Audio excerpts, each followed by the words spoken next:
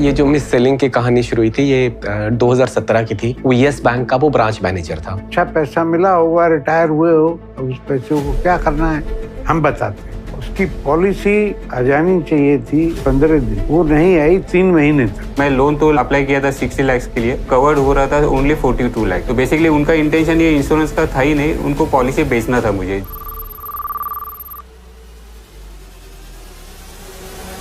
वो जो particular RM है जो हमको धोखे से पॉलिसी बेचने की कोशिश कर रहा था, उसको प्रमोशन मिलके उसी ब्रांच में उसको रखा है और उसके ऊपर कोई भी कार्रवाई नहीं की गई है। अब इसके बाद आप कभी बैंकों पर भरोसा कर पाएंगे? नहीं। This is a systemic problem.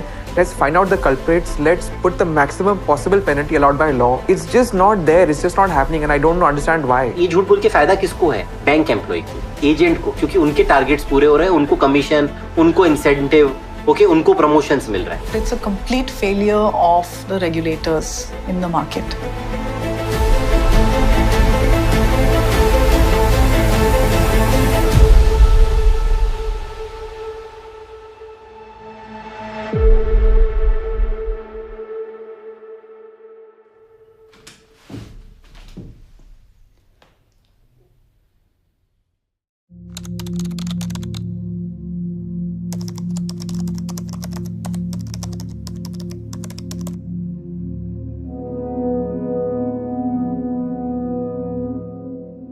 मैंने 2012 में बैंकिंग इंडस्ट्री ज्वाइन करी थी।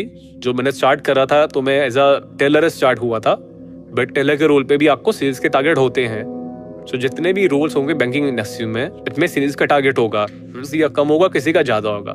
स्लोली एंड ग्रेजुअली टेलर से फिर मैं आरएम प्रोफाइल पे आया, देन आरएम से मूव करते करते करते एक मिडिल मैनेजमेंट रोल पे आ गए।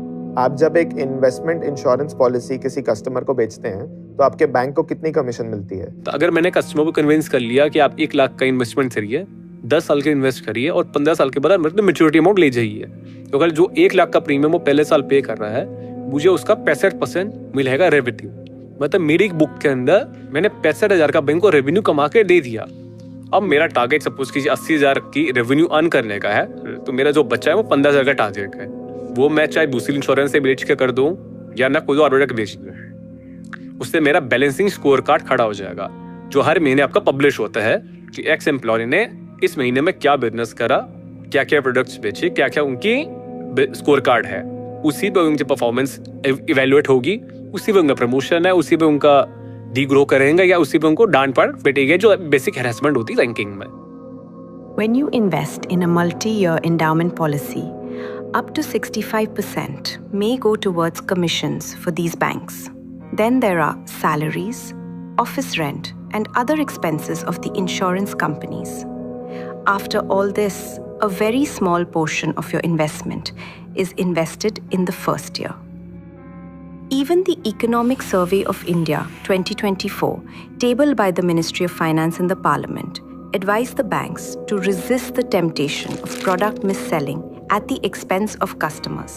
The survey admitted that product mis-selling by banks is too rampant to be dismissed as the activity of a few bank RMs. आपने अपनी लाइफ टाइम में कभी किसी बुजुर्ग को ऐसा प्रोडक्ट बेचा है जो आपको लगता है कि उनके लिए सूटेबल नहीं था, बट आपको प्रेशर इतना ज्यादा था अपने बैंक की तरफ से? देखिए बेचा है, कभी कभी क्या होता है ऐप पे प्रेशर होता है तो वो आपको बेचना पड़ जाता है। आप किसी को सेल करने कुछ गए, उनको वो चीज़ समझ नहीं आई, फिर आपने उनको कुछ और बताया, फिर आपको रियलाइजेशन होती है कि उनकी इतनी एज नहीं है कि वो समझ पाए कि कभी उस प्रोडक्ट से एग्जिट करना है या कब इन करना है।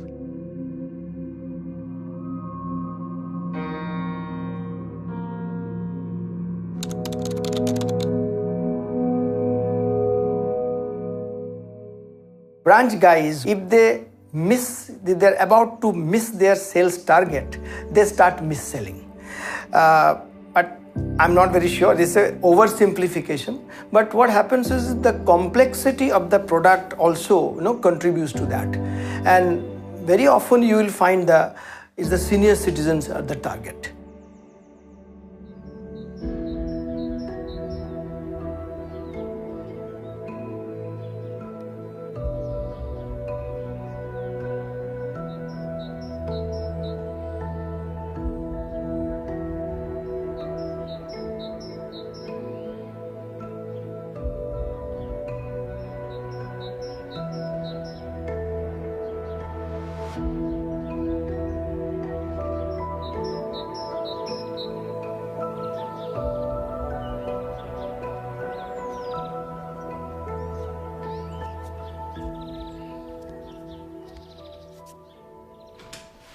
यार मेरे डैड एक फौजी थे और एक warrior. He was born in 1942, तो वो तो ज़माना ही बहुत अलग होता था। उन्होंने 2 वॉर भी लड़ी हैं, 62 की वॉर और अपना जो 71 की वॉर हुई थी वो, उसके अंदर उन्होंने बहुत कंट्रीब्यूट किया है। स्पेशली जब बांग्लादेश का पार्टीशन हुआ था तो he was in great front line पे थे। ये जो मिस सेलिंग की कहानी शुरू हुई थी ये 2017 की थी। 2017 में मेरे एक बहुत ही क्लोज फ्रेंड था जो 12-13 साल से हमारे इनर सर्कल के अंदर था। वो येस बैंक का वो ब्रांच मैनेजर था। तो मेनली मेरे फादर का पैसा HDFC में फिक्स डिपॉजिट के अंदर पड़ा हुआ था। वो बंदा हमारे पास स्कीम लेके आया कि ये सुपर FD है सीनियर सिटीजन्स के लिए, 5 साल का लॉक इन है और 5 साल के बाद आपको जो है वो पैसा मिल जाएगा। हर साल आपका इंटरेस्ट जो 9.5% था वो आपके अकाउंट में क्रेडिट हो जाया करे। तो हमने भी ज़्यादा डिटेलिंग नहीं करी, ज़्यादा ड्यू डिलिजेंस नहीं किया। अदरवाइज मेरे फादर जो उस टाइम 79 ईयर्स के थे, उनके लिए डीमैट अकाउंट खोलना और उसके अंदर बॉन्ड्स क्रेडिट करना, उसके बारे में हमें कुछ आइडिया ही नहीं था, not at all. First of all कि ये जो बॉन्ड्स थे जो मार्केट में डिस्काउंट रेट पे अवेलेबल थे, हमें प्रीमियम प्राइस के ऊपर बेचे गए। हमारे पास 13 बॉन्ड थे जिसके लिए हमने करीब 1,36,00,000 रुपया फादर के अकाउंट से डेबिट हुआ है। सो मेनली 1,30 की जगह हमें 1,36 दिया। लेकिन जब ये येस बैंक डाउन हुआ तो हमको तो ये था कि भाई बैंक के पास है, सेफ है पैसे, बिकॉज हमें मालूम भी नहीं था ये FD नहीं है, उसके बारे में हमें कुछ आइडिया नहीं था। 23-24 मार्च ये है कोविड के जस्ट पहले की बात, आई थिंक कोविड शुरू हुआ था। एक्सिस ट्रस्टी से हमको एक ईमेल आया कि आपके जो 13 बॉन्ड्स है वो राइट ऑफ हो गए हैं। तो हम लोग बहुत शॉक थे कि कौन से बॉन्ड, भाई हमने तो जिंदगी में कभी बॉन्ड्स के अंदर कभी इन्वेस्ट ही नहीं किया। In March 2020, thousands of investors were blindsided when Yes Bank collapsed. Anil Ambani Group, SL Group, DHFL, IL&FS, Vodafone are some of those very stressed corporate to whom Yes Bank has been exposed. Over 8,400 crores rupees worth of AT1 bonds were completely written off. But what are AT1 bonds? AT1 bond is an offshoot of the global financial crisis 2008. Many of the banks, some of the banks got their capital eroded. Now the government had to step in, recapitalizing them. So globally, the Basel III norm that come in and all, they spoke about that creating a new instrument, new bond, which is a part of the Tier 1 bond.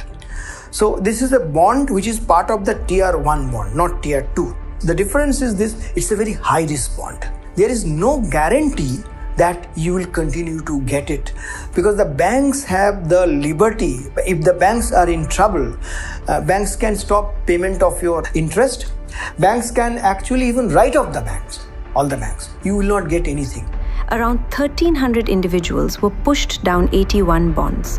These bonds were sold to them as super FDs. They weren't told that these are bonds, let alone AT1 bonds that are more risky.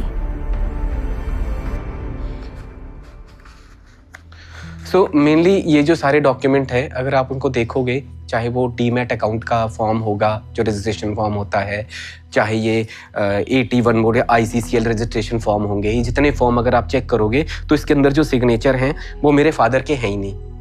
उसको copy करने की कोशिश करी गई है लेकिन बहुत ही गंदी कॉपी करी है। वो कोई एनीवन कैन मेक आउट कि ये फर्जी सिग्नेचर है। जैसे मेरे फादर की कंडीशन है, आप देख सकते हो, he is completely on bed ridden है वो। तो फाइनेंशियली हम उनको कोई शॉक नहीं देना चाहते थे बिकॉज किसी की उम्र भर की कमाई जो वो चली गई, तो 2 साल तक तो हमने उनको ये बात बताई नहीं। सो मैं और मेरी सिस्टर, हम वो इंटरेस्ट अपने अकाउंट से हम उनको डालते थे कि उनको मालूम चलता रहे कि हाँ भाई मेरे पैसे सेफ है। कोविड के बाद ही मेरे फादर की 4 सर्जरीज हुई हैं, तो उनके पास वो सर्जरीज के लिए पैसे नहीं थे बिकॉज वो सारे का सारा पैसा यहाँ स्कैम्स में चला गया था। उनके जो दोनों हिप रिप्लेस हुए हैं, उनकी रिस्ट रिप्लेस हुई है, उनकी लेग के अंदर रॉड डली हुई है, ये सारी चीज़ें हैं जिसके लिए वो किसी के ऊपर डिपेंडेंट नहीं थे। लेकिन just because of the scams वो आज उनकी 100% डिपेंडेंसी जो है वो मेरे ऊपर या मेरी सिस्टर के ऊपर हो गई है। सो विच इज़ कि मुझे लगता नहीं है कि वो ये चीज़ें जो है वो डिजर्व करते थे। सिर्फ बिकॉज किसी का लालच था कि सीनियर सिटीजन्स को हम ये प्रोडक्ट अच्छे से बेच पाएंगे बिकॉज उनको कुछ पूछना नहीं है और उनकी हार्ड अर्न मनी जो है वो सारी हम ऐसे ही ब्लॉक करके बैठ जाएंगे, विच इज़ नॉट राइट। एक जो 83 इयर्स का बंदा है उसके लिए मतलब अपना 1 करोड़ 30 लाख रुपया बैंक ने राइट ऑफ कर दिया, मतलब वो मेरे को कहीं से भी वो जस्टिस मतलब मॉरलिटी वाइज वो ठीक नहीं है चीजें। आपने उस आरएम जो आपका फ्रेंड था उसको रीच आउट करने की कोशिश करी? हमने उससे बात करी तो लेटरली ही सेड कि अमित ये प्रोडक्ट ऐसा होगा, मुझे पता नहीं था, हमें तो प्रेशर था ऊपर से लिया और हमने दे दिए। मैं और मेरी वाइफ हम दोनों उसके घर जाके मिल के बात करके आए थे, बट मुझे लग रहा है ये जो लोग होते हैं ये मोटी चमड़ी के होते हैं, इनको फर्क नहीं पड़ता सामने वाला किस सिचुएशन में किस सिचुएशन में नहीं है। तो अगर मेरे फादर की सिचुएशन कोई भी देखेगा तो मुझे नहीं लगता कोई आज की डेट में कोशिश भी करेगा। क्या बोलना है, बोलने वाला काम रहा ही नहीं, कुछ मेरा बोलना, कोई काम मेरा बोलना है। मैं तो ये समझता जब मेरे को ये पता लगा कि ऐसी हो गया, मेरी तैसी ब्रिगेड रही। हाँ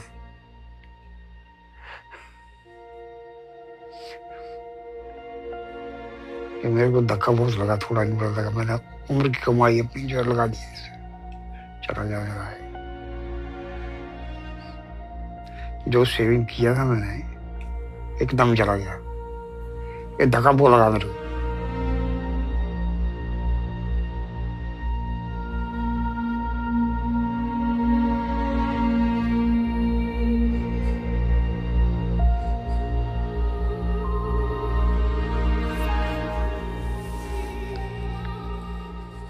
कोई नहीं, आई जाना पैसा वापस,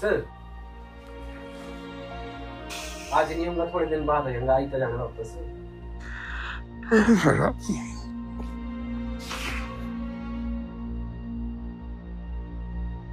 आपको लगता है कि उन्होंने डेलिबरेटली मिससेल किया था? मुझे ऐसा लगता है कि बिकॉज कमीशन के चक्कर में उसने ये सब किया है, बिकॉज वो ही बिलीव इन की फिक्स डिपॉजिट में पड़ा है ना। आपको कम इंटरेस्ट मिलेगा लेकिन पैसा तो आता रहेगा, आपकी कैपिटल तो सेफ है। आज की डेट में हम किसी बैंक वाले से मिलने तक के लिए रेडी नहीं होते, सीधा स्ट्रेट अब है कि नहीं भाई हमें जरूरत पड़ेगी हम खुद आपको अप्रोच कर लेंगे।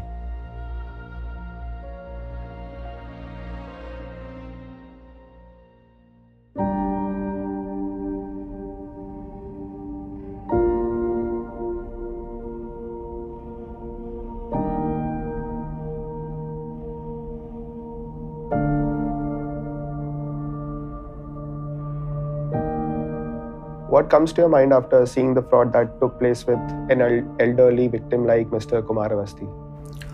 What comes to mind is that it's a complete failure of the regulators in the market. So in this case, it is the RBI who's not been able to prevent banks from blatantly mis-selling products which are unsuitable. So this is something that I have documented for almost 15 to 20 years of how banks mis-sell products, how they are predatory on third-party products, and how RBI has abdicated its responsibility towards depositors who unfortunately trust their banks so much. That is the tragedy in India, that we don't have a regulator for small things. We don't have a regulator for ordinary people in the banking space. So deposits are safe. Not for a moment am I saying that your deposits are not safe. Your bank deposits in the commercial banks are safe, but when it comes to other products, third-party products especially, then there is almost no control on what the banks are doing. In financial year 2024 alone, India's top 15 banks earned a staggering 21,773 crores in commissions from selling and marketing life insurance policies and other financial products. Why is this significant? Because these commissions are earned by aggressively pushing financial products, especially life insurance products, often not suitable for the customer. Many of these products, like ULIPs, carry high premiums, generating hefty commissions. The result? Unnecessary policies, financial losses, long lock-ins, and loss of trust. Through their relationship managers, they sell substandard policies to people of all backgrounds. We spoke with finance professionals, including CAs and CFAs, who've been missold. तो मैंने काफ़ी leading bank of India से home loan लिया था and उन्होंने starting में मुझे सारी कंडीशंस बताई, बट लेटर ऑन जब वो होम लोन का अग्रीमेंट साइन होने वाला था एंड मेरी रजिस्ट्री पास आने वाली थी मेरे हाउस की, उन्होंने मुझे बोला कि लोन अमाउंट का 1% मुझे इंश्योरेंस के लिए पे करना पड़ेगा। तो होम लोन का 1% काफ़ी बड़ा अमाउंट था। मैंने पूछा कि क्यों पे करना पड़ेगा, तो उन्होंने बोला कि ये कंपलसरी है एंड ये लेना ही पड़ेगा, इसका कोई ऑल्टरनेटिव ही नहीं है। मुझे सब कुछ बताया गया था कि मैं क्या प्रोडक्ट ले रहा हूँ और कितने सालों तक इसमें लॉक इन रहेगा, बट मुझे जहाँ पे कंसर्न आया वो ये आया कि मुझे यूलिप स्कीम्स में इन्वेस्ट करवाया गया। मुझे लगता है उससे बेटर ऑप्शन ये था कि मैं म्यूचुअल फंड्स में रहता। लॉक इन पीरियड नहीं होता एक तो उसमें, plus rate of interest, rate of जो ग्रोथ होती है वो भी यूलिप को मोस्टली बीट कर सकती है। म्यूचुअल फंड से कॉम्पीट करने के लिए उन्होंने यूलिप्स निकाले, जिसमें म्यूचुअल फंड जैसा प्रोडक्ट है, आपको मार्केट लिंक्ड रिटर्न भी देंगे प्लस इंश्योरेंस भी देंगे हम। तो इसको यूनिट लिंक्ड इंश्योरेंस प्लान्स बोलते हैं। ऑन पेपर ये बहुत अच्छा कॉन्सेप्ट था कि इंश्योरेंस भी मैं दे रहा हूँ आपको और म्यूचुअल फंड भी दे रहा हूँ, बंडल्ड है। चलो जो इंश्योरेंस के जो कॉस्ट होने चाहिए थे वो टर्म प्लान के जितने मैं कॉस्ट चार्ज कर रहा हूँ और बाकी म्यूचुअल फंड रिटर्न्स आपको आएगा। पेपर पे बहुत अच्छा था, बट अगर आप उसमें चार्जेस बहुत ज़्यादा भर देते हो तो आपका जो प्रीमियम है उसी में से 5-10% चार्जेस में चला गया। तो आपका डे वन से जो पैसा काम कर रहा है वो कंपैरेटिवली काफ़ी कम कर रहा है। म्यूचुअल फंड में तो डे वन में आपका 100 रुपया काम कर रहा है। यूनिट लिंक्ड इंश्योरेंस प्लान्स और ULIPs have been around for a long time and they have been missold for a very long time.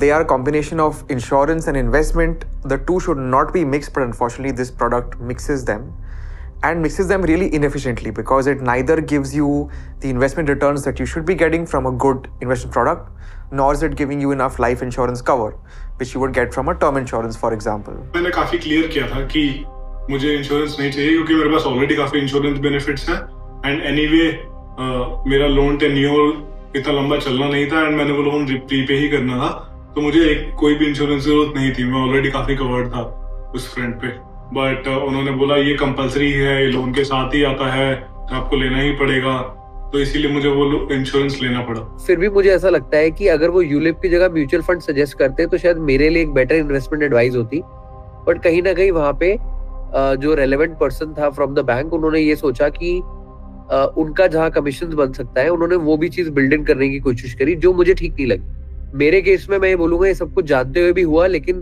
Trust के बेसिस में मैं चला गया। तो मैं तो सीए हूँ, जब मेरे को इस तरीके से हो सकता है तो शायद बहुत और लोग भी ट्रस्ट करते होंगे। तो ये रिस्पॉन्सिबिलिटी जो है ये हर किसी को नहीं दी जानी चाहिए कि वो किसी की इन्वेस्टमेंट्स करवा दे। मैंने एक पब्लिक सेक्टर बैंक में लॉकर खुलवाने के लिए गया था, घर के पास में लॉकर है, अवेलेबल हैं, लेकिन साफ उन्होंने बोला कि सर आपको 15 लाख की एफडी करो आप 1 साल के लिए, या फिर आप ये म्यूचुअल फंड के प्रोडक्ट्स हमसे खरीदो, या फिर ये इंश्योरेंस प्रोडक्ट लो। मैं उन्हें कन्विंस करना पड़ा कि मैं खुद एक म्यूचुअल फंड प्रोफेशनल हूँ, हम लोगों को इन्वेस्ट करना बताते हैं और आप हमें कोई बोल रहे हो कि आप खरीदो। तो बोलता है सर आपको खरीदना ही पड़ेगा अगर आपको लॉकर चाहिए। तो हमने उनको बोला कि हम कंप्लेन कर देंगे यार, तो उन्होंने ओपनली हमें कहा आपको जिसको कंप्लेन करना है कर दो। एंड ये पब्लिक सेक्टर बैंक की मैं बात कर रहा हूँ। गट्स देखिए आप, प्राइवेट सेक्टर तो फिर भी चलो बोले तो हम समझ सकते हैं, पब्लिक सेक्टर बैंक भी यही बात बोल रही है। फिर हमने सोचा कि हम इतनी दिमाग लगाएंगे, तो हमने उनके साथ नेगोशिएट किया कि हम आपके पास इक्विटी म्यूचुअल फंड में 1 साल लॉक इन नहीं रखेंगे, हम लिक्विड फंड में करेंगे। और हमें 15 या 20 लाख रुपए लिक्विड फंड में 1 महीना के लिए कम से कम उसमें डालना पड़ा, तब जाके हमें वो लॉकर दिया उन्होंने। तो हम तो बहुत स्मार्ट हैं, फाइनेंशियली अवेयर हैं हम, तो हमें अगर उनकी बात माननी पड़ी तो सोचिए आप हज़ारों ऐसे कस्टमर्स हैं जिन्हें कुछ नहीं पता, वो तो 15 लाख का प्रीमियम भी दे सकते हैं और उन्हें पता भी नहीं चलेगा। और उनको ये बोला जाता है 1 साल आपको देना है, दूसरे साल कौन आता है वेरीफाई करने के लिए?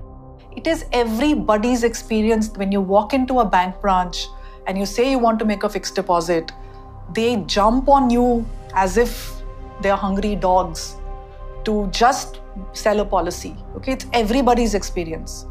It becomes very dangerous now for a country like India because through the Jan Dhan, you've connected up the whole country, right? The poor people are now connected to your machine. My fear is when it already has started, now it starts to go to the villager who's missold these products, you have a real problem on your hands. This is just not done.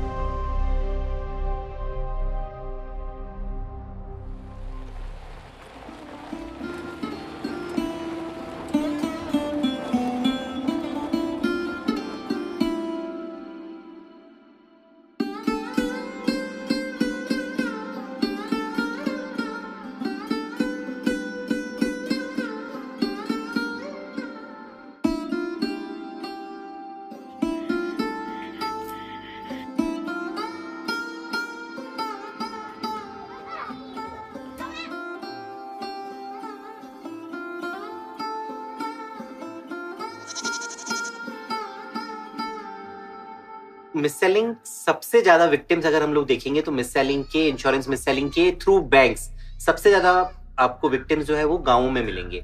Why? Because जो गांव के लोग हैं, rural background से हैं, उनको knowledge नहीं होता, उनको अपने अधिकार नहीं पता. So they are the perfect prey for these insurance employees या वल्चर्स हम लोग उनको कहेंगे. तो ये उन वल्चर्स के लिए परफेक्ट प्रे है कि जिनके ऊपर वो इजीली कभी भी झपट्टा मार करके उनसे उनका पैसा लूट सकते हैं.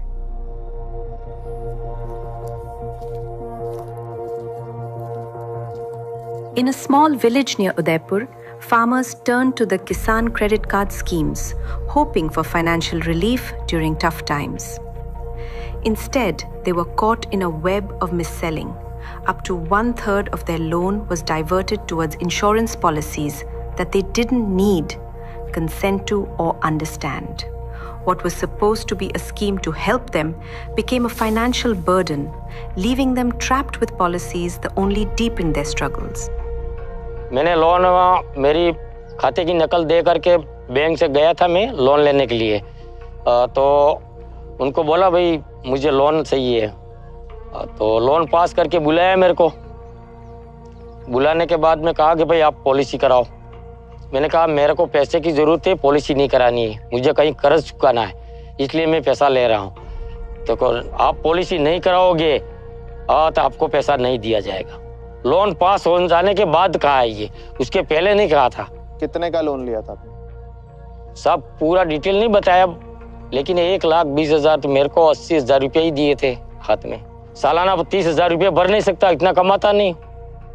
उन्होंने बताया था सालाना भरना पड़ेगा. 30,000 रुपये सालाना भरना पड़ेंगे आपको, पॉलिसी कर रहे थे. बताया था. तो मैंने मना किया कि मैं नहीं भर सकूंगा, इतना नहीं कमा रहा हूँ, इसलिए नहीं भर सकूँ, नहीं कराना है मेरे को. आपने बोला आपका लोन 1,20,000 का था जी. 80,000 आपको मिले, 30,000 की बीमा करा दी गई जी. बाकी 10,000 कहाँ गए? 10,000 तो बैंक वालों ने उठा लिए पैसे. कैसे? क्या पता, वो चेक पर हमको साइन करवा ले गए होंगे कभी. हाँ, चेक दिए थे चेक, तो उन्होंने वो खुद ही खा लिए. हाँ सर, मुझे लोन तो पैसा तो लेना ही था. इसके बाद में उनके पॉलिसी नहीं बनाओगे तो आपको लोन नहीं दिया जाएगा.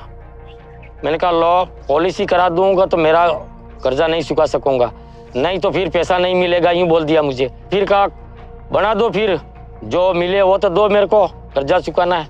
फिर पॉलिसी बना के मुझे 80,000 रुपये दिए. फिर तो ये कर्जा जो आपको चुकाना था वो किस लिए चुकाना था? शादी कराई थी लड़के की, इसलिए कर्जा लेते हैं क्या हम. कान्हा भाई, साल का आप कितना कमा लेते हो? अब साल का तो यहाँ पर तो क्या कमाई है, हमारी कोई कमाई नहीं है यहाँ पर. ठीक है, 4-5 हजार रुपया कहीं से उधर उधर मजदूरी चलती है तो कमा लेते हैं बस. ये तो बहुत हमारे से धोखाधड़ी हो रही है बहुत बैंक. हाँ, ऐसे गरीब लोगों को हमको कोई पता नहीं पड़ने देते. बस जैसे तैसे करके उनको इतने समय हो गया ब्याज भरते रहे मजदूरी कर करके, और वापस उनका पैसा लिया था, हमको भरना ही था. तो पूरा पैसा भर के उस बैंक से हम छुटकारा पा लिया, क्योंकि परेशान करते हर 6 महीने आते हैं, ब्याज लाओ या पैसा भरो, ब्याज पैसा भरो. तो कहीं मजदूरी बाहर गए, मजदूरी करके उनका पैसा पूरा भर दिया है. तो मैं जब तारवा गांव में आया था, मुझे कान्हा भाई ने सबसे पहले मुझे अप्रोच किया था. अगेन किसी का केस सॉल्व किया था हमने. कान्हा भाई उनको जानते थे तो उन्होंने उनके थ्रू मुझे कांटेक्ट किया. कान्हा भाई यहाँ पे वार्ड पंच थे तो कान्हा भाई को कई लोग जानते थे, तो उनके थ्रू हम लोग को यहाँ पे बहुत से केसेस का बारे में पता लगा कि इतने लोगों के साथ चीट हुआ, इतने लोग यहाँ पे विक्टिम है. विक्टिम्स इतने भोले थे, इतने सीधे थे कि उनको अपना केस समझाना नहीं आ रहा था कि उनके साथ हुआ क्या. मतलब वो ये कन्वे नहीं कर पाते थे कि उनके साथ चीटिंग क्या हुआ है। तो जब अगर वो केस प्रेजेंट नहीं करेंगे तो मैं आगे किसी को समझाऊंगा क्या उनके केस के बारे में और केस का सॉल्यूशन कैसे होगा।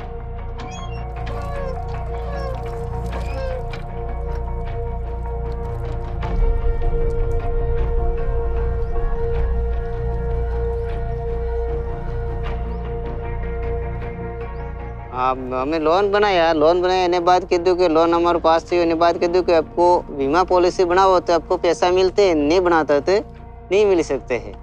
हमारे जरूरत थी એટલે અમે लोन कराया था। आपको ये बताया गया था क्या कि आपको हर साल वो बीमा का जो रकम है वो चुकाना पड़ेगा? चुकाना पड़े सर, पण हमने बताया पण हमने तो कोई बताया नहीं है पहले तो। उसके 6 महीने बाद वो हमने पासा पैसा वो भरने पड़ेगा एम કરીને આવતા હતા। એમાં ઉપર કોઈ વીમા का कागज है कि कोई लोन का कागज है, हमको तो कोई बताता नहीं, इसको साइन करा लेता। आपको 6 महीने बाद क्या बोला उन्होंने? 6 महीने बाद तो पैसा भरने पड़ेगा, ऐसे बोलता थे। कितना का भी पैसा अर्धा हमको कितना नो लोन बनाई हुई हमको पता नहीं, पर एटले किस्त आती हो तो भरनी ही पड़ती है 6 महीने। इसको धमकी करके हमको कागज लेने आता था, हम ऊपर साइन करा लेता। हमको बीमा का कागज है कि लोन का कागज है कि कौन सा कागज है, इसको हमको बताता नहीं था जानकारी। अब इसके बाद आप कभी बैंकों पर भरोसा कर पाएंगे? नहीं। विलेजर्स को ये पता था कि वो तो एफडी है और 5 साल बाद पैसा मिल जाएगा, वो इस भरोसे जी रहे हैं। ओके, तो उनको बताना पड़ता था कि ये एफडी नहीं है, ये बीमा पॉलिसी है। उनको दिखा करके समझाना पड़ता था, बिकॉज जो पॉलिसी डॉक्यूमेंट्स आते थे वो इंग्लिश में होते थे। बहुत से केसेस में तो ना कोई पॉलिसी डॉक्यूमेंट अवेलेबल था, ना बैंक वाले इन लोगों को स्टेटमेंट्स देते थे, ना पासबुक्स देते थे। तो हमारे पास हमको ये पता है कि उनके साथ चीट हुआ है, बैंक वाला बता नहीं रहा है, बैंक वाले को पता है पर वो इनको बता नहीं रहा है, और इनको अपने अधिकार नहीं पता है इसलिए पूछ भी नहीं पा रहे। और अगर पूछ भी रहे हैं तो बैंक वाले इनको एक मैनेजर से दूसरे मैनेजर के पास, दूसरे अधिकारी से तीसरे अधिकारी के पास भेज रहे हैं कि उनको नहीं पता, उनको पता होगा। तो वो बेचारे वापस थक हार के वापस आ जाते थे, तो उनको अधिकारों के बारे में पता ही नहीं। सो ऐसे केसेस में जहां पर कि क्लाइंट वो हिंदी में साइन कर रहा है या वो अंगूठा लगा रहा है, तो ऐसे केसेस में बैंक एम्प्लॉइज को एक वर्नैक्युलर डिक्लेरेशन लेना होता है। वर्नैक्युलर डिक्लेरेशन का मतलब ये होता है कि वो किसी विटनेस से या किसी ऐसे आदमी से वो प्रपोजल फॉर्म को वो क्लाइंट को समझवाएंगे कि ये प्रपोजल फॉर्म में ये लिखा हुआ है, और उसको समझाने के बाद में उसने ये साइन किया है मेरे प्रेजेंस में, ऐसा एक विटनेस कोई बताएगा। अभी this process is good, but इसका इम्प्लीमेंटेशन ठीक से कभी हुआ ही नहीं, और कोई भी इंश्योरेंस कंपनी ने ठीक से किया ही नहीं। आपको बाद में पता कैसे चला कि इन्होंने तो आपको बीमा भी बेच दिया है? ये से पतो नहीं लगतो, पण आ बीजे लोके बात करी के आम का वीमो ने हिमो आपड़े कटी गयो तो वीमो ने वो खाई आई गए, आम पतो नहीं लगतो। तो बाकी लोगों ने बात कर करके आपको पता चला कि अच्छा, बाकी लोग बात करी के तारे पतो लगी। बैंक वालों को तो भरोसा ही नहीं करते हैं, ऐसे परेशान करते हैं, आते हैं सब तो बहुत डराते हैं कि तुम्हारी जमीन हम बेच देंगे, नहीं ऐसा करेंगे, नहीं पैसा भरो, उठते ही नहीं।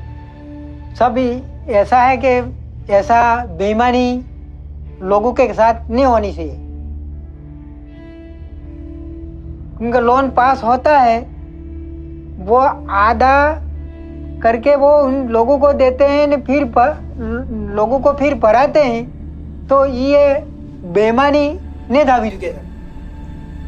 These bank RMs या for that matter any bank employee जिसके दिमाग में ये बैठा हुआ है कि मुझे तो टारगेट पूरा करना है ये इन प्रकार, उसके लिए कोई सॉफ्ट टारगेट या कोई हार्ड टारगेट नहीं है।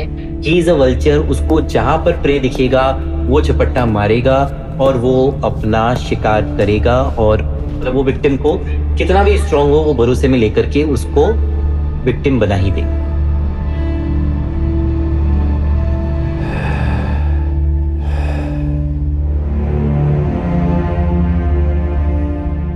According to a recent survey, over 84% of bank RMs rated their sales pressure at 3 or higher on a scale of 0 to 5.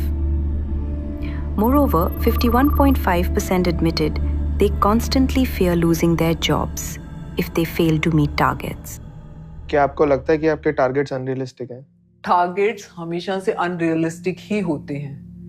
जहां पे आपको 50 रुपए कमाने हैं वहां पे वो आपको 150 रुपए बोलेंगे, क्योंकि उन्हें पता है कि जब अगर हम उन्हें 50 बोल देंगे तो एक एम्प्लॉय का बैंडविड्थ 25 का है, वो 50 रो धोके करेगा। जब हम उनको बोलेंगे 150 तो वो जैसे तैसे 50 पे आके गिरेंगे।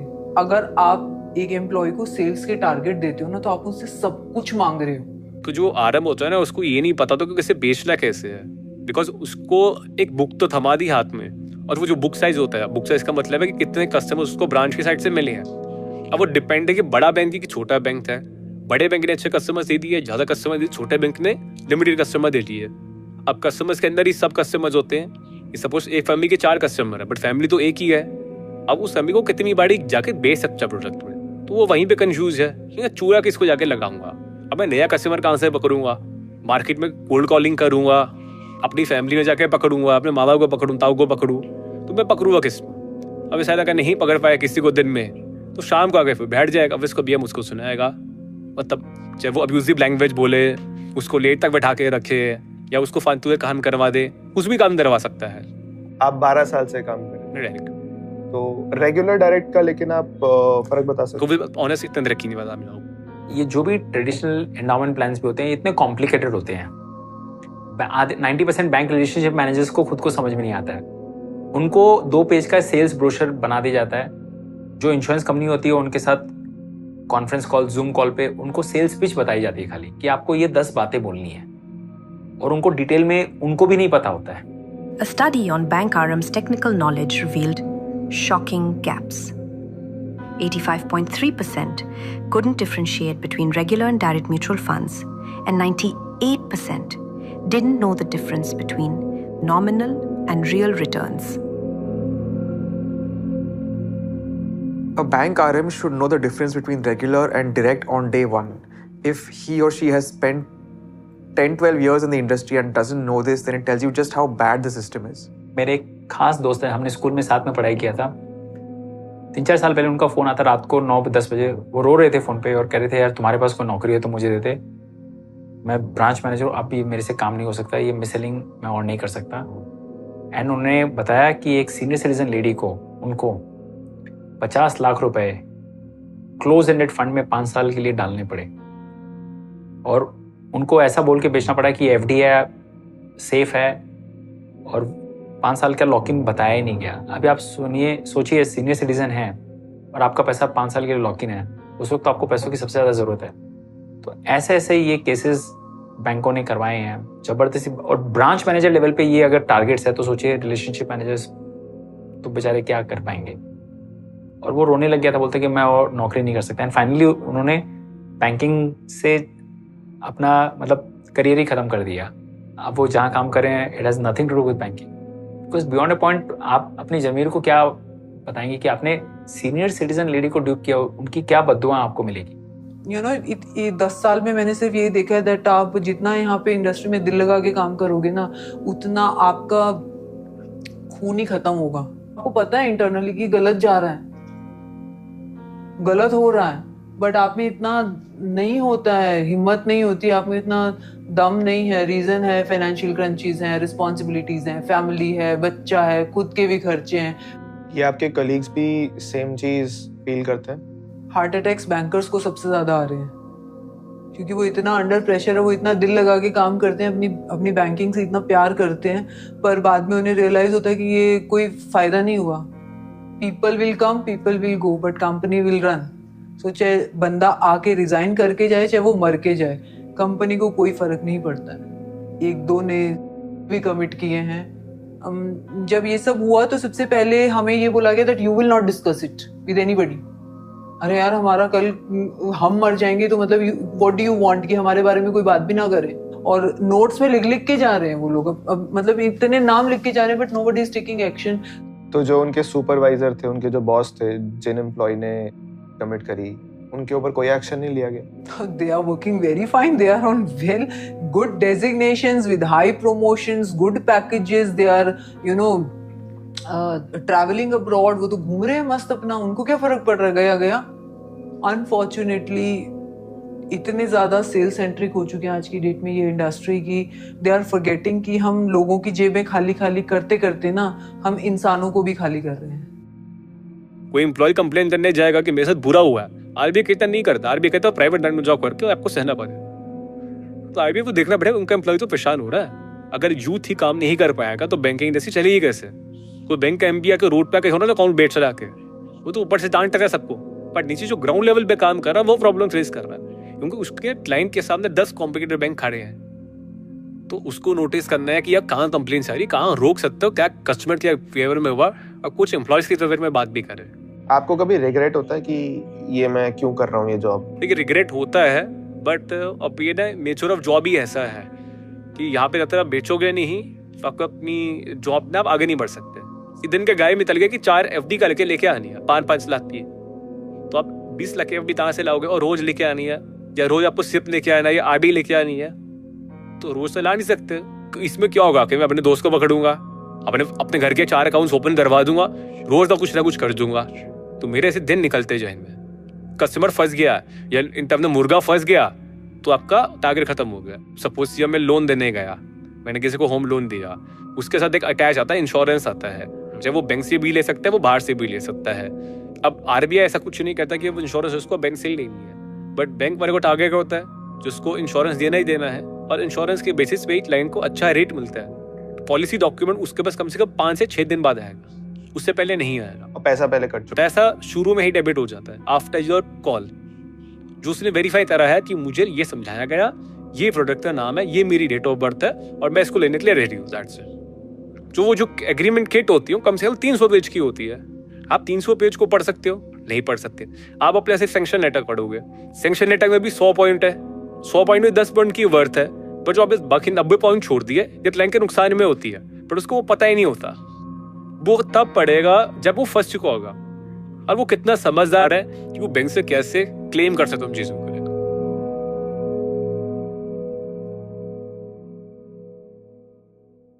Satish Vajay had always dreamt of owning his own home. When the time came to apply for a home loan, he was eager to turn that dream into a reality. But for disbursement, the bank added an unexpected condition. He had to buy insurance, a unit-linked insurance plan.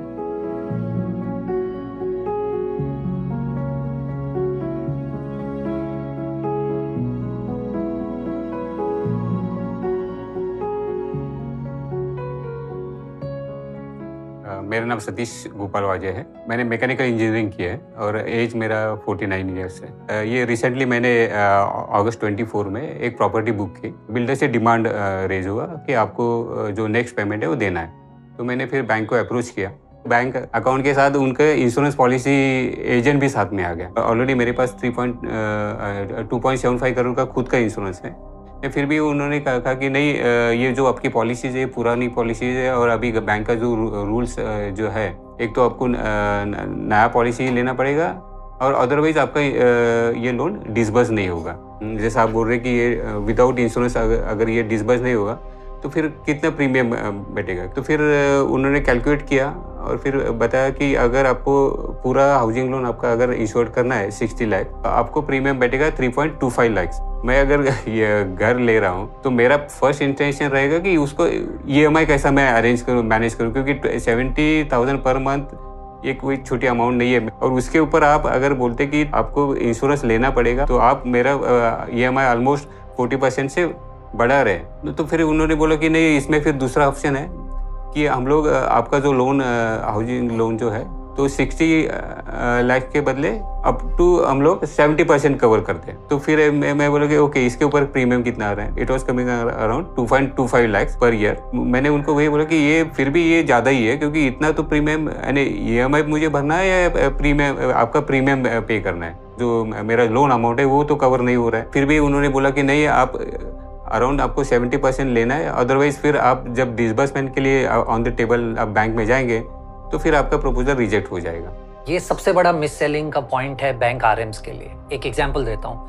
मान लीजिए आप bank में जाते हो एक loan लेने के लिए, आपकी पॉलिसी आपके लोन के डिस्बर्समेंट के पहले 2 या 3 दिन पहले आपको कॉल आएगी कि आपको ये इंश्योरेंस खरीदना पड़ेगा, तब जाकर ये डिस्बर्समेंट होगा। आप अगर कहोगे कि मुझे नहीं लेना या मेरे पास पैसे नहीं है इसकी प्रीमियम देने के लिए, तो वो लोग क्या करते, वो लोग कहते कि इसमें जितना भी पैसा लगेगा उतना आपके लोन में ऐड कर देते हैं, तो आपका EMI थोड़े से बढ़ जाएगा। अब ये is as high as 4% of the loan disbursement, which is huge, right? और ये बड़ी कॉमन प्रैक्टिस है। ऐसा RBI का कोई नॉर्म नहीं है कि आपको इंश्योरेंस कंपलसरी खरीदना पड़ेगा जब आप लोन ले रहे हो, पर क्योंकि RM को पता है कि आपकी जरूरत है लोन, और शायद आप थोड़ा आउट ऑफ द वे जाकर भी कर लोगे कुछ चीजें क्योंकि आपको लोन चाहिए, और उनके टारगेट्स में इंश्योरेंस को सबसे ज्यादा वेट दिया जाता है, इसीलिए इंश्योरेंस को जबरदस्ती आपके बैंक लोन्स के साथ बेचा जाता है। फर्स्ट ऑफ ऑल मुझे ये पॉलिसी नहीं चाहिए, क्योंकि अब ये यूलिप है और ये यूलिप में तो मेरा तो सिंपली कुछ भरोसा नहीं है उसके ऊपर। तो एक्चुअली वो यूलिप इन्वेस्टमेंट प्लान नहीं बोल सकते, वो तो बेसिकली कमीशन प्लान जैसे कि, और वो इंटरनली बांटा जाता है कमीशन, एजेंट भी लेता है और वो कंपनी अपने अपने अलग अलग चार्जेस लेके जो भी कमीशन है या जो भी चार्जेस है वो इंटरनल कंपनी के ही रहते हैं, तो उनको कुछ फर्क नहीं पड़ता है। ये अल्टीमेटली सफर होता है उसमें इन्वेस्टर। यूलिप में अनफॉर्चुनेटली होता ये है कि आपने मान लीजिए पहले साल का प्रीमियम पे कर लिया, उसके ऊपर बहुत सारे चार्जेस कटते हैं। तो एक प्रीमियम एलोकेशन चार्ज कटेगा, मोर्टेलिटी कॉस्ट कटेगा, एडमिन कॉस्ट कटेगा, और उसके बाद ये पैसा इन्वेस्ट हो जाता है। इन्वेस्ट होने के बाद जो रिटर्न जनरेट होगा उस पे भी AMC कॉस्ट कटेगा, राइट? ये पहले साल की स्टोरी है। अब मान लीजिए आप दूसरे साल या तीसरे साल पैसा नहीं डालते, फिर भी कॉस्ट कटना तो कंटिन्यू रहेगा, राइट? अब 5वें साल के एंड पे इन सब कॉस्ट को काटने के बाद और एक कॉस्ट कटेगा जिसको आप कहते हो डिसकंटिन्यूएशन चार्जेस। उसके बाद बचा हुआ पैसा आपको मिलेगा, प्रोवाइडेड मार्केट ने अच्छा परफॉर्म किया उस 5 सालों में, तो आपको हार्डली कुछ वापस मिलेगा 5वें साल के एंड पे। यूलिप के अलावा मैंने एक दूसरा ऑप्शन उनको पूछा कि इसके अलावा दूसरा कुछ ऑप्शन है क्या, तो फिर उन्होंने बोला कि एक होम कवर्ड करके ऑप्शन है, कुछ तो प्रीमियम 11,000 पर मंथ आ रहा था, और उन्होंने बोला कि ये जो अमाउंट है वो हम लोग आपको लोन करके देंगे एट वन टाइम, फिर हर मंथ आपको वो EMI में ऐड करके आएगा। 16,000 मेरा हाउसिंग लोन का EMI और ये 11,000 पर मंथ मेरा पॉलिसी का EMI। ये भी ऑप्शन काफ़ी कॉस्टली जाना रहता है, तो इसलिए मैंने बोला कि ठीक है वो मुझे नहीं चाहिए, हम लोग अभी दूसरा कुछ ऑप्शन नहीं है, इसलिए फिर मैंने यूलिप का पेपर साइन किया।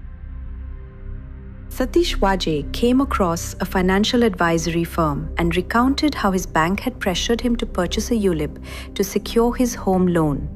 But the advisory firm clarified that there is no regulation that requires borrowers to buy insurance with a loan. What the bank called a guideline was a sales tactic. उन्होंने policy देखी और suddenly उन्होंने note किया कि ये policy अभी अभी आई है आपको 26 दिसंबर को, और ये फिर टर्म एंड कंडीशन उन्होंने देखने के बाद इमीडिएटली बोला कि ये अभी भी फ्री लुक पीरियड में है, तो ये फ्री लुक पीरियड में हम लोग कैंसिल कर सकते हैं। बैंक रिलेशनशिप मैनेजर ये सारी बातें कुछ नहीं बताता, क्योंकि वो डॉक्यूमेंट ही 15 दिन बाद आते हैं। ये सारी चीजें कहाँ लिखी हुई रहती हैं? टर्म्स एंड कंडीशंस में, जो 40 पेज के डॉक्यूमेंट होते हैं, फॉन्ट साइज 4 में लिखी हुई रहती है। आदमी को ग्लासेस चाहिए पढ़ने के लिए। कई कई केसेस में मैंने ये देखे हैं कि आपका फ्री लुक इन पीरियड 15 दिन या 1 महीना है, उसके बाद कोरियर से आपको डॉक्यूमेंट आया है। अब वो कोइंसिडेंटल है या डेलिबरेट है वो भी हम नहीं कह सकते। फिर आप जाओगे तो बोलोगे सर आपका तो लॉक इन पीरियड खत्म हो गया, अब हम कुछ नहीं कर सकते। फिर उन्होंने एडवाइस किया कि आप इमीडिएटली इंश्योरेंस पॉलिसी को कैंसिलेशन के लिए आप फर्स्ट ईमेल भेज दो। नेक्स्ट डे मैंने वो ईमेल उनको भेज दिया, उनके ऑफिस गया तो फिर उन्होंने एक फॉर्म दिया कि एक कैंसिलेशन फॉर्म है, इसके ऊपर आप साइन करो, और दूसरा ये पॉलिसी जो इशू हुआ है हाउसिंग लोन बैंक से कंसेंट लाना पड़ेगा और यहाँ पे साइन लेना पड़ेगा। मैं और वाइफ बैंक के पास चले गए वो फॉर्म लेके। 10-15 मिनट जाने के बाद उन्होंने वहाँ का जो वो ब्रांच के जो सीनियर पर्सन थे उनसे मिलवाया, तो फिर उनसे मैंने बात की। तो ऐसा कुछ RBI की गाइडलाइन है क्या कि विदाउट इंश्योरेंस आप ये आपका लोन डिसबर्स नहीं हो सकता? नहीं, बोले RBI का कुछ गाइडलाइन नहीं, मगर ये हमारे बैंक का ही रूल है कि विदाउट इंश्योरेंस कवर आपको हाउसिंग लोन डिसबर्स नहीं हो सकता। मगर फिर भी उनका कहना है कि हम लोग आपको बोल रहे हैं सिर्फ एक प्रीमियम भर दो, बाद में उसको छोड़ दो। अरे मैं आगे का प्रीमियम भरता नहीं हूँ और ये पॉलिसी बंद हो जाएगी तो मेरा होम लोन का क्या होगा? फिर उनका यानी वो बोले नहीं ऐसा नहीं कुछ होगा, वो गारंटी हमारी है, हम लोग बोल रहे हैं आपको कि आप सिर्फ एक प्रीमियम भर दो, बाद में छोड़ दो। तो मैंने वाइफ को हम लोग जब डिस्कस करने गए तो मैंने उसको पूछा ये हम लोग 4 घंटे यहाँ पे बैठे हैं, ये पैसा यानी जो हमने जो पॉलिसी ली है पैसा पूरा लॉस हो गया है। The persistency ratio on insurance products is so low. In fact, that is the logical, unbiased measure of how bad these products are, people are not sticking by them. The 5-year persistency ratio on life insurance policies, if I remember correctly, is at that less than 50% mark. So majority of people are not even sticking with these policies, despite all of the efforts to keep them there. To an extent where they're willing to surrender, pay charges, huge charges, but they just want to get out. After evaluating the annual reports of the top 10 life insurance companies, 49% of life insurance policies on average don't last beyond the 61st month of issuance. A low persistency ratio means customers either couldn't keep up with payments or were sold a poor product which they realized later. On average, 20% of such policies don't even survive the first year. That's the 13th month drop-off. A red flag for mis-selling. In such cases, people may not get anything from the first year premium they paid. That is, they lose 100% of their investment. Even more alarming, a large chunk of insurer payouts goes to policy surrenders, withdrawals, discontinuances, and lapses. Customers hardly get paid anything in these cases. Even then, in FY24, a huge 43.3% of total benefits paid from the top 10 insurers went towards these early exits. Low persistency ratio combined with the high SWDL ratio indicate how investors in life insurance policy may be facing a huge wealth destruction. Satish then returned to the financial advisory firm with an update. The bank was refusing to disburse his loan unless he purchased the ULIP. तो ये financial adviser अगर नहीं होते, मेरा तो पैसा पूरा डूब जाता था। उनके जो कुछ जो इंश्योरेंस कंपनी के रिलेटेड जो कुछ सोर्सेज थे, फिर उनसे बात की उन्होंने, शायद वो बैंक मैनेजर से बात की, वो इंश्योरेंस कंपनी के जो एग्जीक्यूटिव थे, और उसी दिन उन्होंने फिर कैंसिल करवाई पॉलिसी।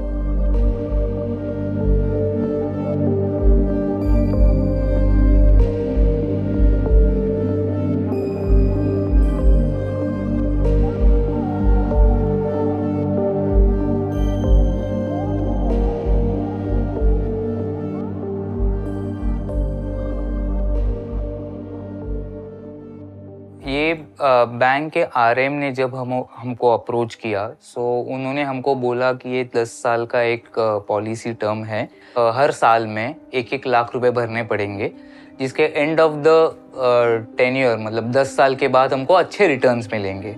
तो हमने जब भी वो वर्कआउट किया तो हमको वो अच्छा लगा, तो इसके लिए हमने उनके थ्रू ये पॉलिसी टर्म ले लिया। और फिर वो 2 साल तक हम लोग कंटिन्यू उसका प्रीमियम भरते रहे। जैसे कि तीसरे साल का प्रीमियम ड्यू होने के महीने में 1 महीने पहले उन्होंने हमको अप्रोच किया वापस। वो बोले कि सर, आपका हमारे बैंक से जो इतने साल से संबंध है, सो आपको ये पॉलिसी के ऊपर एक बोनस हम लोग की बैंक की तरफ से आपको मिलने वाला है, जिसके बेनिफिट्स बहुत अच्छे हैं। तो उसके लिए आपका जो ड्यू डेट है उसके पहले ही आपका जो ईयरली प्रीमियम है वो पूरा आप भरेंगे तो ही आपको उसके बेनिफिट्स मिलेंगे। बेनिफिट्स ऐसे थे कि एग्जिस्टिंग ड्यू डेट के पहले आप पूरा प्रीमियम भरेंगे तो आपके 2 साल के प्रीमियम वेव ऑफ हो जाएंगे। आपको कम से कम 8 से 11% का टैक्स फ्री बेनिफिट मिलेगा। अप्रोक्सीमेटली 3 टाइम्स तक आपको बढ़ के उसका मैच्योरिटी अमाउंट मिलेगा। तो ये सुनने में थोड़ा हमको अच्छा लगा, बट मेरी वाइफ फाइनेंस की होने से वो she is very cautious before कोई भी इन्वेस्टमेंट करने से पहले। तो वो बोली कि ये मुझे बहुत थोड़ा डाइसी लग रहा है, ऐसा कोई मैंने कभी ऐसा सुना तो है नहीं कि ऐसा इतना रिटर्न्स बैंक कोई देता है इतने कम टेन्योर के इसमें। It's a very common technique or tactic that bank RMs use, where they say that we are guaranteeing you, sir, you will get so much and so much amount. It's completely prohibited. It's not allowed to do this. हमने उनको बोला कि आप हमको returns में दे दीजिएगा, आप जो बेनिफिट्स बता रहे हैं वो। तो उन्होंने पहले थोड़ा टाइम ले लिया, फिर 10-15 दिन के बाद जब भी उन्होंने हमको रिटर्न में ईमेल में ये सब डिटेल्स भेजे, तो हमारे जो फाइनेंशियल एडवाइज़र है तो वो बोले कि ये सब चीज़ें मैंने तो कभी सुनी नहीं है और ऐसा कोई रिटर्न्स कभी कोई बैंक इतना शॉर्ट में देता नहीं है। जब ये बैंक के आरएम ने हमको ईमेल भेज के ये सब डिटेल्स दिए थे तो वही मेल हम लोग ने कस्टमर केयर रिप्रेजेंटेटिव को भेजा कि हमको क्लैरिफिकेशन चाहिए और कंफर्मेशन चाहिए। तो वो ट्रेल मेल पे उन्होंने रिप्लाई किया कि बैंक ने ऐसे कोई भी बोनस या फिर कोई भी चीज़ कोई भी कस्टमर के लिए इंट्रोड्यूस नहीं की है। तो उसके ऊपर हम लोग को समझ गया कि ये आरएम हमको कोई कुछ ना कुछ तो फ्रॉड कर रहा है हमारे एग्जिस्टिंग पॉलिसी के साथ। और वो हम लोग ने जब उनके सीनियर्स को अप्रोच किया तभी हमको समझा कि वो अल्टीमेटली हमको और एक नई पॉलिसी बेचने की कोशिश कर रहे थे। अगर हम उनका बातों में आके अगर हम और एक पॉलिसी ले लेते तो अल्टीमेटली हम लोग को एक साल में 2 अलग अलग पॉलिसी खरीदनी पड़ती थी और 2 अलग अलग उतना सेम प्रीमियम अमाउंट भरना पड़ता था। उनको अंदर से ही प्रमोट किया जा रहा है कि लोगों के पास जाओ और ये सब आप पॉलिसीज का वगैरह टर्म्स रखो, और इनके अगेंस्ट जब ये पकड़े जाते हैं तो इनके अगेंस्ट कोई एक्शन भी नहीं लिया जाता, ताकि इनको और प्रमोट करके और मोटिवेट किया जाता है ये सब और बढ़ावा देने के लिए। तो वो जो पर्टिकुलर आरएम है जो हमको धोखे से पॉलिसी बेचने की कोशिश कर रहा था, उसको प्रमोशन मिलके उसी ब्रांच में उसको रखा है और उसके ऊपर कोई भी कार्रवाई नहीं की गई है। हम लोग का एक अलग अलग कैटेगरीज होता है घर के इनकम के डिस्ट्रीब्यूशन में। कोई इमरजेंसी फंड्स होता है, कोई इन्वेस्टमेंट्स होता है, कोई उसमें। तो अगर इसमें से कोई एक भी थोड़ा बहुत अगर हिल जाए तो कोई भी मिडिल क्लास आदमी को तो ऑफकोर्स वो थोड़ा टेंशन या फिर थोड़ा वो स्ट्रेस आ ही जाता है। हम मिडिल क्लास आदमी लोग का जो भी इनकम आता है या फिर जो भी सेविंग्स होता है, ये as a bank as a financial institute हमारे लिए एक ही जरिया है। अगर ये सब धोखाधड़ी अगर यही इंस्टीट्यूट से हो जाए तो फिर कॉमन आदमी कहाँ जाए। हम बहुत लकी थे कि हमारे पास फाइनेंशियल एडवाइज़र है। नॉट एवरीबडी कैन अफोर्ड और have a financial adviser who can guide them properly. तो हमारा कंसर्न वही है कि अगर ऐसे ही सब मेन इंस्टीट्यूट से आए तो फिर कॉमन आदमी फिर अपना हार्ड अर्न मनी कहाँ इन्वेस्ट करे। Whose fault is it? Is it the RM? No, I don't think it is the RM's fault, because the RM is a cog in the wheel. RM is a small part of the machine and the machine needs to be fixed. I've had discussions on this with bank CEOs or just one level below CEO, and for them it's all about growth and business and profits. They don't really see the impact on people and their lives. Finance was meant to help households, not bankrupt them. This person called up XYZ Bank, so he was selling some nonsense policies. So I said, you have a computer in front of you, are you on the internet? I said, just Google my name. So he Googled. So he said, ma'am, आपको तो सब पता है, फिर हम लोग का क्या हिस्सा चलेगा? The agent has made the commission in the first year. उसको मिल गया 65%. What is his incentive? After 5 years, he'll sell you another. Every year, he wants to sell you a new policy, right? Why? Because that's the incentive structure. So they know what they're doing is wrong, but that's the system. That's the way the business has been set up. It's completely useless to deal with this problem with penalties on the ground staff. That is unfair to them. They are not doing it because they're bad people. They are doing it because that is the way the corporate is set up. So you change incentives. The IRDA has to change these incentives. आप विश्वास नहीं करेंगे, मैं एक बार मेरी branch गया था 9 बजे सुबह। ब्रांच को खुल जाना चाहिए 9 बजे, मुझे 9:15 तक बैंक में अंदर एंट्री नहीं करने दिया गया था।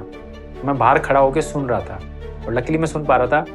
वो हडल जैसी होती है, 15-20 लोग जितने भी ब्रांच में होते हैं उनको बुलाया जाता है और उनसे शपथ टाइप की ली जाती है कि आज मैं 10 पॉलिसी करूँगा।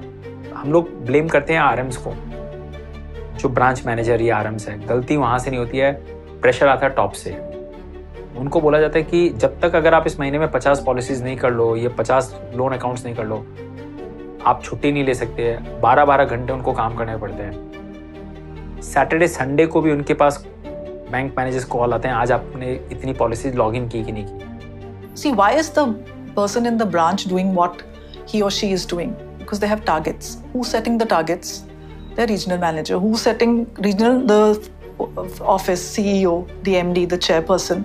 Who is the CEO responsible to the board? Look, this is the structure of a firm. Whose responsibility is it finally? It's the board's responsibility to do it.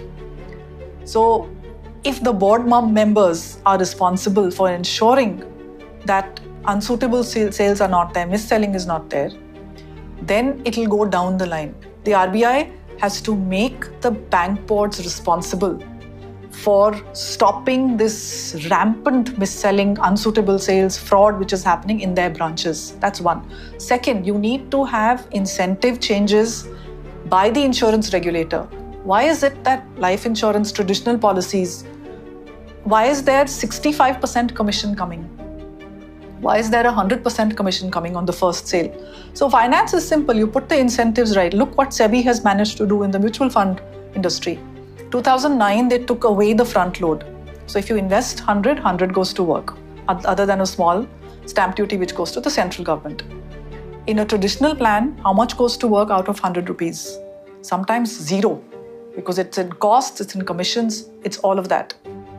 Right? So so what does IRD have to do? Put the incentives so that the sales are right sales. You cannot regulate lakhs and lakhs of deals which happen on the ground. You can't have the regulator sitting there.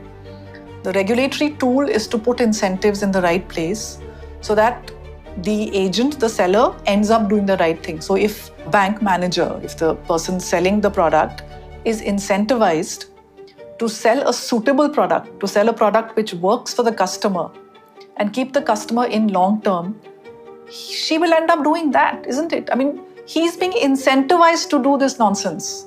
So incentivize him to do the right thing. Why is that so difficult? Wherever you have incentives, people respond to incentives. And so when you have a 35% commission on first year premium and you have a corresponding mutual fund expense ratio capped at 1 or 2%, of course bankers are going to sell insurance.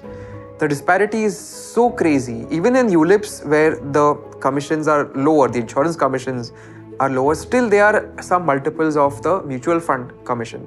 In case of RBI and IRD, the approach seems to be that if there is a complaint, then at the first instance, let the company handle it. If it's not resolved, then let the ombudsman handle it. And ombudsman orders are, sometimes they put penalties, sometimes they don't. Not all ombudsmen go strongly against the erring bank or the insurance company. What doesn't happen with either IRDA or RBI is a investigation by the regulator that this is a systemic problem. Let's find out the culprits. Let's put the maximum possible penalty allowed by law on them.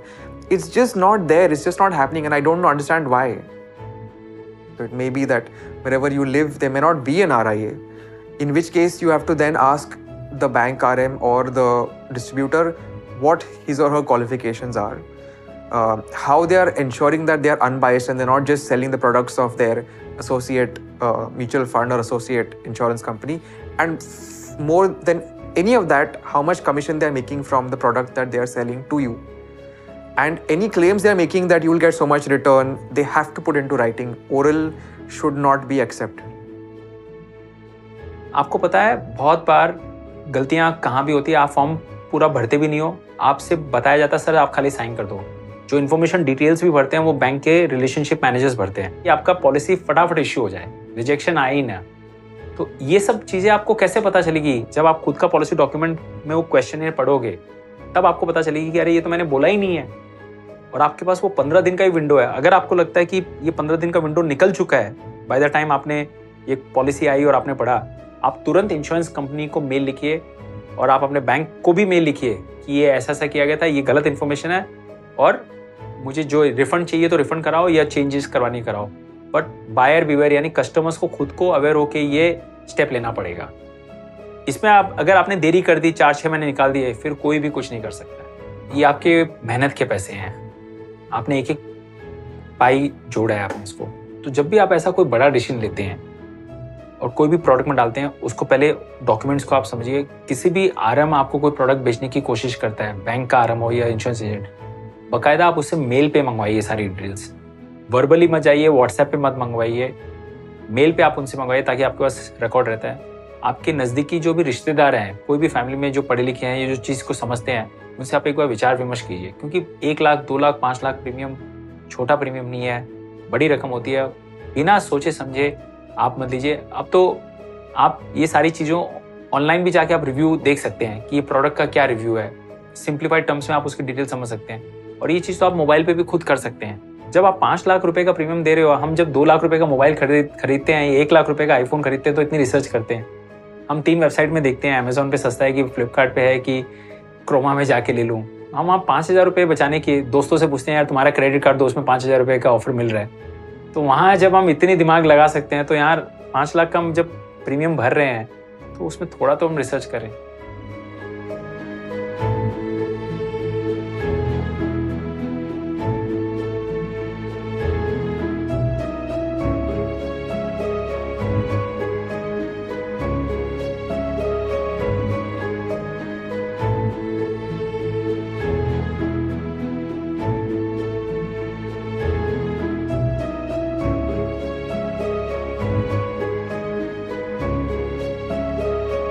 Mis-selling thrives on silence, ignorance, and misplaced trust.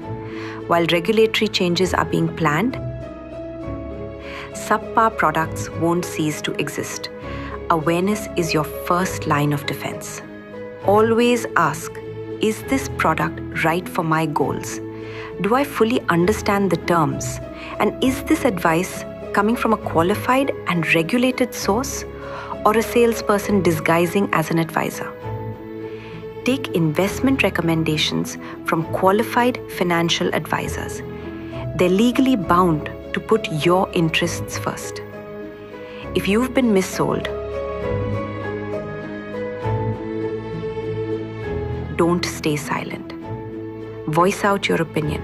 Share your experience with the relevant authorities and regulators. Together, we can shift the system from sales to solutions, confusion to clarity, regret to responsibility, so no one gets missold again.